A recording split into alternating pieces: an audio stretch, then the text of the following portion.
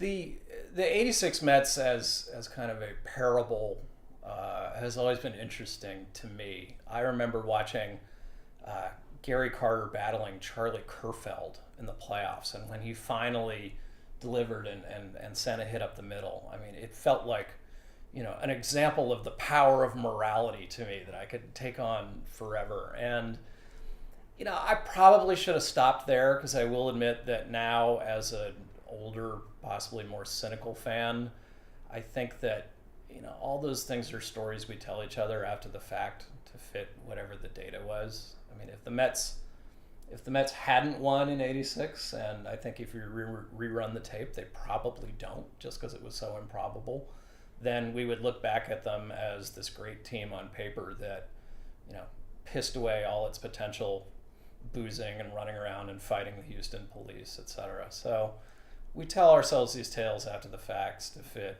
whatever we had, but they're such wonderful tales, aren't they?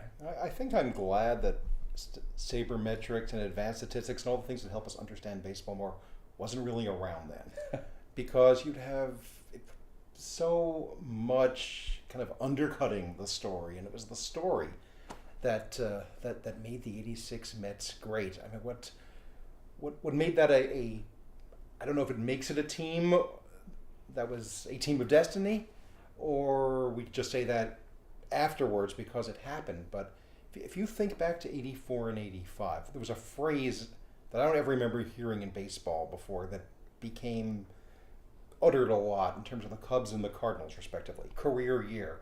Ryan Sandberg had a career year. Willie McGee had a career year. Tommy Herr had a career year. Did any Met in '86 have a career year? Not really. Nobody led the league in anything in particular. The great pitcher was Mike Scott. He wasn't a Met anymore. Mike Schmidt won the MVP. You certainly had guys put up some nice numbers, but there was just an amalgamation of talent that was, I want to say, infused with heart and refusal to die and screw this, we're going to win. And every time in the modern age that we're sort of reminded that these things are not real, that there's no such thing as intangibles, that there's no such thing as clubhouse chemistry, and then you listen to a Bobby Ojeda or a Ron Darling or Keith Hernandez when they're on SNY every night, saying so many words, we had all of that. That's what made us who we are. That's what you need. Who am I to argue? These are the guys who did it. So that there was something special. Again, if certain balls don't take certain bounces, then all it is was a team that won a lot of games that didn't win the World Series.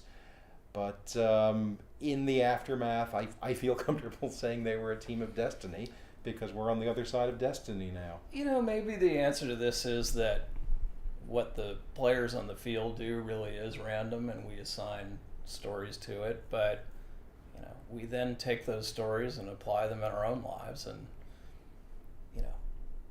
having heart and good chemistry, etc., may or may not affect a baseball game. But if you're inspired by a baseball game, I mean, having heart and good chemistry in most of the rest of the world really does work. Maybe that's the lesson. If Mookie didn't give up, why should we give up? There we go.